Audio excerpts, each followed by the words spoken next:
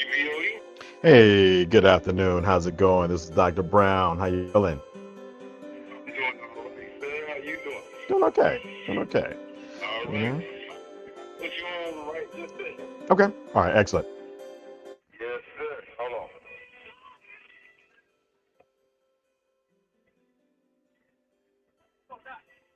All right. All right, ladies and gentlemen, here at WBOE 1590. Dr. Brown is on the line with the health facts. Stay tuned. All Here right. at WBOE. All right. Thank you for that lovely introduction. Good afternoon, listeners. You're locked into WVOE 1590 AM, the voice of Ebony, where your health is our heartbeat. I'm your host, Dr. Christopher Brown, president and founder of PressureMD Academy, welcoming you to another enriching session of Health Facts, the show where wisdom meets wellness and knowledge is always in season. Well, folks, thanks for tuning in. I want to thank everybody that's listening on WVOE, everybody that's watching on the live stream. We always appreciate those folks that tune in, during the session, and of course, those folks that are watching this on the recording. We appreciate everybody that gives us a few moments, gives us some time, some attention, in order to you know hopefully enrich you with a little bit more information about your health and empower you with steps you can take to make yourself healthier. So we're here today for another enriching session. Now, what are we going to talk about today? As always, I love to give my little disclaimer that I'm a doctor, but not necessarily your doctor. So any information that's provided on health facts, just remember that it is for education, is for entertainment, is for is to help you out. But we're just remember it's not medical information. So in order to get information that is specific to you, make sure that you talk to your doctor, your nurse practitioner, your PA, in order to get information that is specific to you. Okay, we appreciate that. Well, today we're going to talk about an issue that is, of course, I'm a kidney doctor, so we like to talk about different things we talk about different things that affect people's kidneys. We cover that topic a lot. And this is a topic I don't think we've touched on in quite a while, and that is, kind of genetic causes of kidney disease. Because I'm sure that some of you know that kidney disease, and for some people, tends to run in families. So if I have a patient that's on dialysis, they have dialysis. They'll tell me about a sibling that has dialysis. Maybe a parent, grandparent that has dialysis, or maybe an aunt and uncle. And it seems that, like I said, they'll say, yeah, a lot of people in my family have kidney disease. And so it's interesting. So what we're going to touch about today, because there are a lot of different things, because of course, diabetes is the number one cause of kidney disease. Hypertension is number two, and of course that runs into a lot of people's family, and that causes it, and that can be the cause of it. However, they've found that, of course, there are genetic causes. Of course, there are genetic causes for a number of different diseases, but this particular one seems to be focused on individuals with a history of either coming from or descending from the people in West Africa. Okay. And so we're going to talk a little bit about this gene, kind of what it is, where it came from, and its impact. And the gene is called APOL1, APOL1, and that's the gene. It's a gene that most people have not heard of. Matter of fact, it's really just starting to really take you know, uh, it's really just starting to become well known, and there's an increasing efforts to make people more aware of it. But APOL1 is a genetic kidney risk factor that a lot of families really need to know about. Okay, and so we're going to talk about that today and let you know, hey, just what this is. Whether or not this is something you should be looking out for, and we're going to talk about why it matters a little bit. So, what is APOL1 and why does it matter? Okay, so it's interesting because this gene and it's present in about 1 in 7 African Americans. Uh, it's a gene that evolved. It's kind of a gain of function gene, actually, in West Africa, and it was designed to, I guess if you want to use the word design, to protect from something called sleeping sickness. And so people that had this variation of the gene were relatively protected from African sleeping sickness. And so, and sleeping sickness and so it was kind of a shield against that particular disease. And so that's why it evolved. That's why it came around. And it's really part of your defense systems. So, but what they found is that if you have this is a major factor in it. As a matter of fact, there was one researcher that is what we call making a hypothesis that it may account for almost all of the discrepancy in people that are on dialysis from hypertension. They think that this gene may be the link for a lot of that disparities that we see in African Americans. Now, so that's what we're going to be talking about today. So this is this APOL1 gene, and so yet again, it came about. It was a mutation that came about to protect the individuals that were living in West Africa from this condition called sleeping sickness. So it was designed as a shield. Unfortunately, like I said, what they're finding now is that that shield for against one disease, it becomes a bit of a burden, if you will, for kidney disease, or a marker for kidney disease. Um, and so and that's what this risk is. Now, of course, like a lot of things that happen with genetics, and if you ever look into these genetic issues, what you'll find is that is what I'm about to tell you about the APL1 gene. So even though you have the marker, even though you have the gene, it's not always a guarantee that you're going to get the disease. So you may not get kidney disease, or your kidney disease may not be as bad as someone else's. So this is something, but however, the thought now is that if we get some screening done early, that it will give individuals a little bit more power, awareness, to number one, make sure that they're screened, their family is screened, and number two, to make sure that they take advantage of any lifestyle changes. So eating better, exercising more, avoiding obesity, and hoping that may be protective. Of course, like a lot of things, when we first find something out, we have to, follow this for a while to see if these interventions actually make a difference. And so that's what we're looking into now. Okay. So yet again, going back to the history, like I said, this APL1 variant really helped protect ancestors from African sleeping sickness, and they have actually two variants of this. It's a G1 and a G2, and both of those are designed to protect the body from African sleeping sickness. And so, and like I said, for the most part, is pretty much found in West and Central Africa. So that seems to be where it concentrates. And like I said, as they looked on, they found that these variants also raise the risk for kidney disease.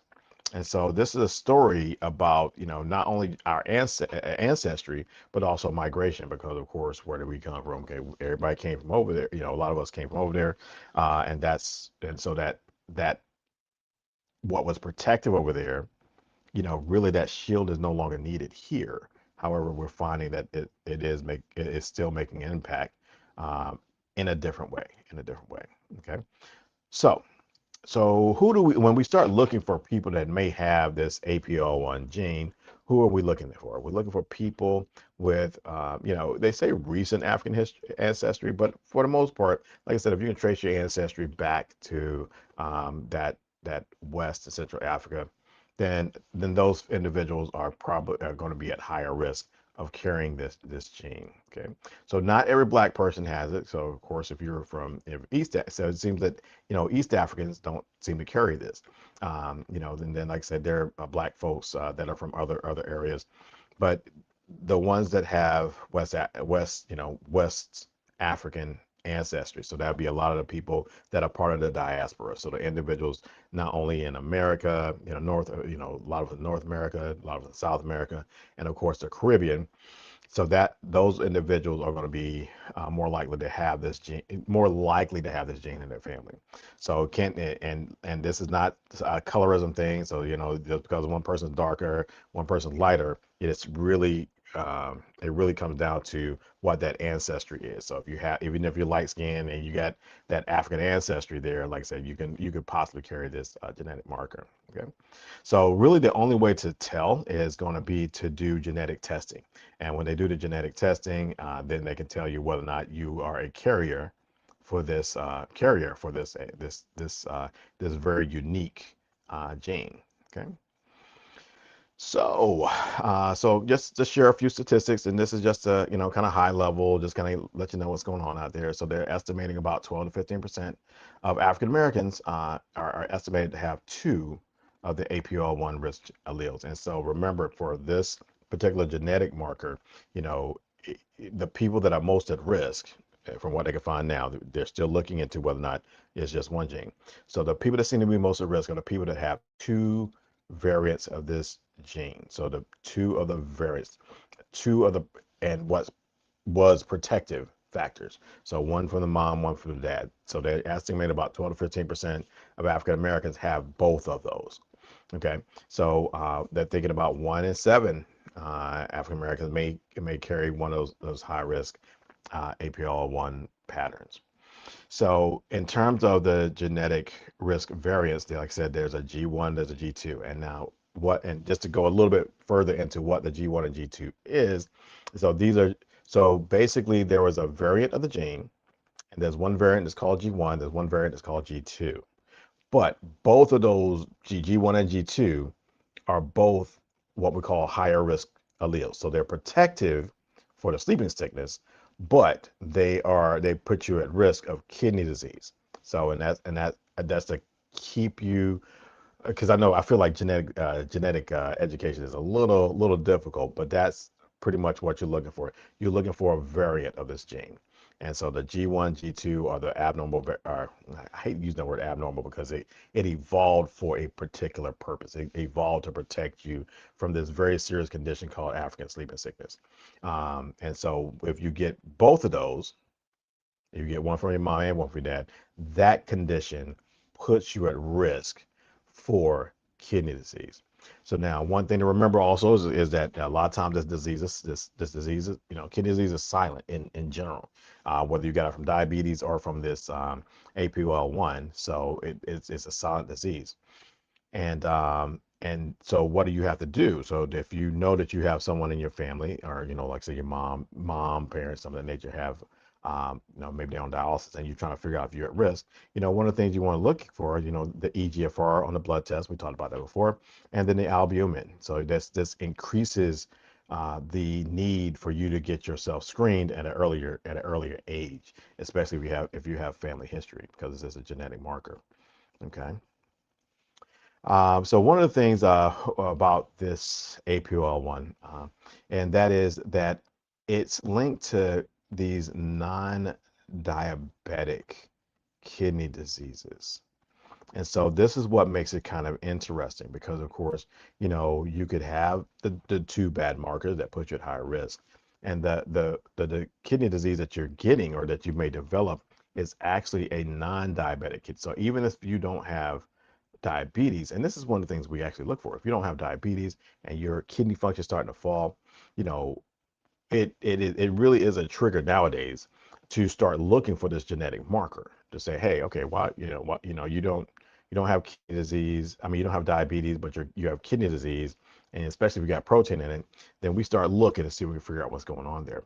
Because one of the important conditions is something called FSGS, and I'll just leave it there. It's focus on glomerulosclerosis, but let's just say FSGS.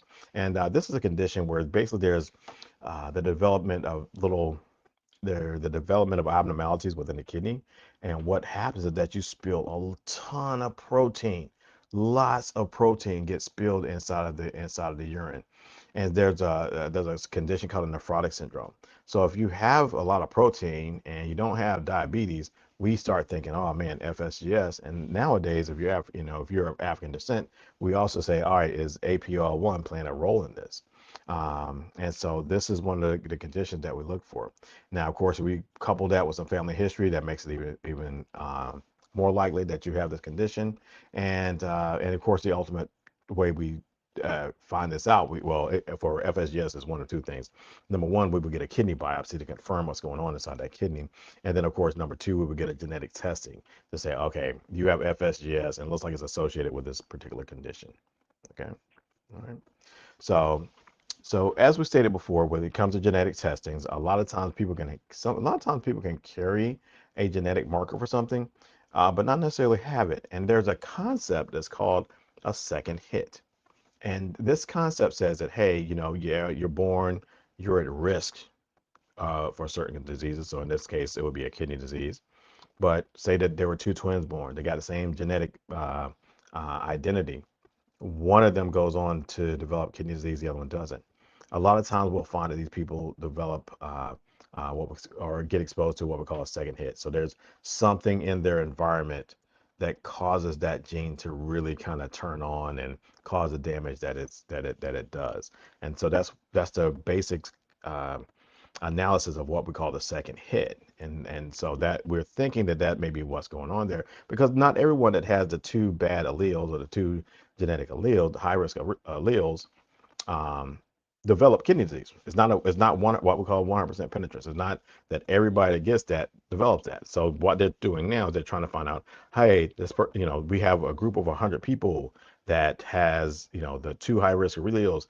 What is it that causes some of them to have kidney failure and the others are not? And this is something that is currently under investigation. There are a lot of things that we think may be contributing, but right now it's going to take a little time to figure out what's happening and what the most accurate and best advice is in terms of preventing people from developing kidney disease.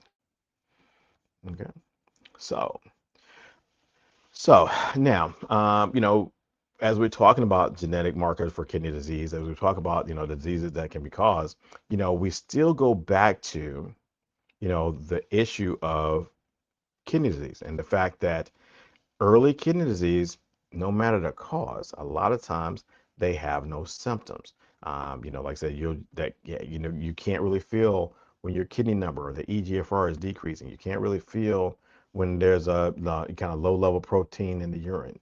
A lot of times once you can see the telltale signs of kidney damage, it typically means that your kidney disease has really advanced.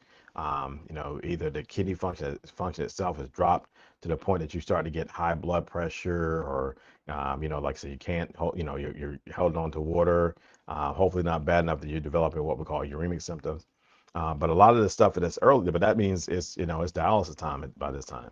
So what we want to do is get people to get themselves screened early, because you don't want to wait for symptoms to get checked, because by the time you're getting symptoms from kidney disease, it may be too late. So the two tests we look for, and I'm gonna keep harping on this, is that EGFR, and you want to follow that EGFR. And if it starts dropping, say, hey, this needs to be looked into. And then, of course, a urine albumin test, what we call the albumin to creatinine ratio. That albumin test tells you whether or not it's an early marker for kidney disease. And if it's there, and especially for, like I said, people with diabetes are one thing, because, like I said, that is a marker. And so you need to get that diabetes treated. But especially for folks that, you don't have diabetes, and you have a family history of kidney disease, you want to get that urine albumin test to make sure that you don't have that marker of kidney damage.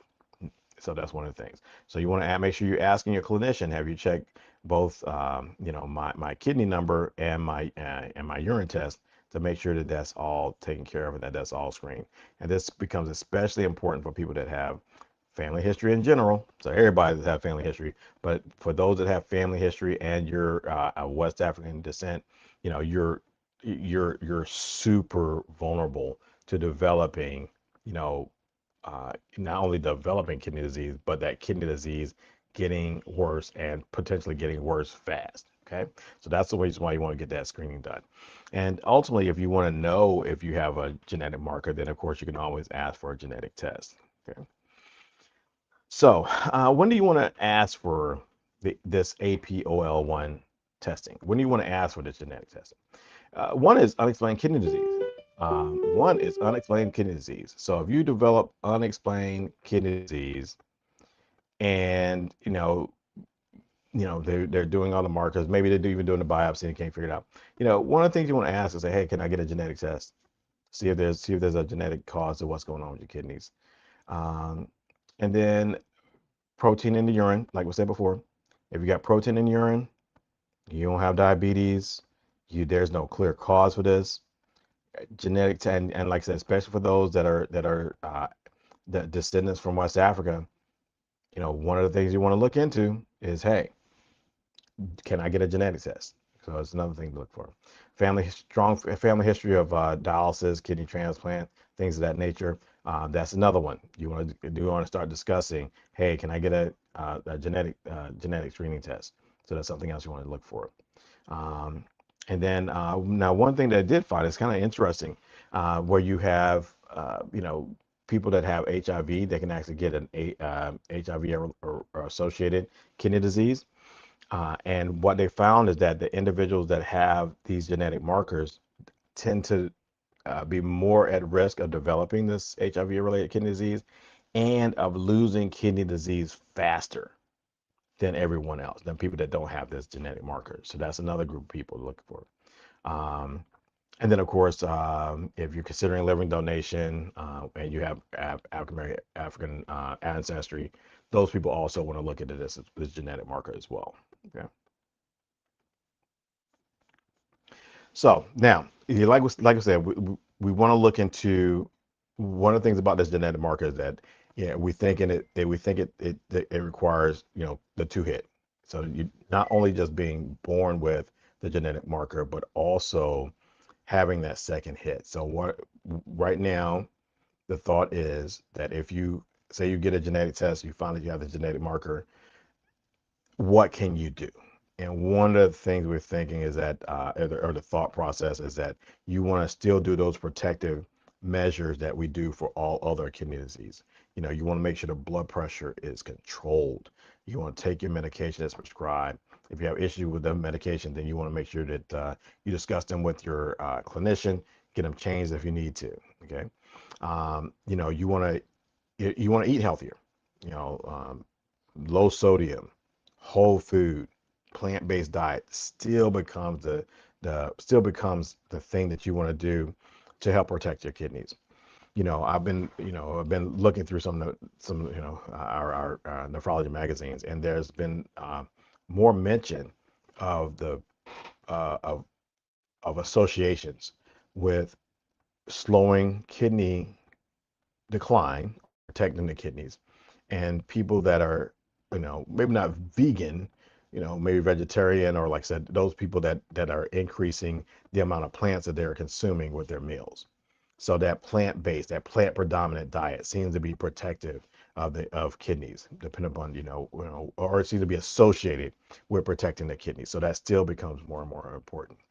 Then of course, exercise. Exercise is, I mean, we're going to always push exercise. And, like I said, it doesn't have to be in a gym, activity. You want to keep moving. And like I said, that part of this also is because part of the movement part is that it just simply helps you with the glucose metabolism. There's a lot of movement. I know I've seen people that talk about this situation with lymph, and you need to clear the lymph in order to make your kidneys a little bit better. Movement helps clear and helps circulate your lymphatic system. So if you're ever watching something on social media and they say, hey, we need to see how we can clear our lymph, or you need to take a pill to clear your lymph. That is not how the lymphatic system works. So what you have to do is you have to move, and that's how the lymphatic system moves around. I know it's a little bit of a tangent. However, I've noticed a number of times from a number of different people that that there's a lot of social media out there that that that implies that there is some sort of magic pill that protects people from this lymphatic system, and and they associate that with kidney disease, and the answer is that no, that's not how this works. um, Clearing your lymphatic system is in general just it's all over the body, and so it doesn't necessarily impact the kidneys. However, if you do see this and they say, hey, it interferes with kidney function, uh, if you want to move your lymph around, then you need to be active. Just move around. Just walk, do your activities, dancing, chair exercises, gardening, all that type of stuff moves your lymph around. I know, again, I feel like I'm always hitting these tangents, but these tangents are important because there are people around here. There are people on social media that are spreading information that's not true, and people are taking substances, we don't know what they are, that are impacting the body in a negative fashion, or just not doing anything, so you're just basically wasting your money.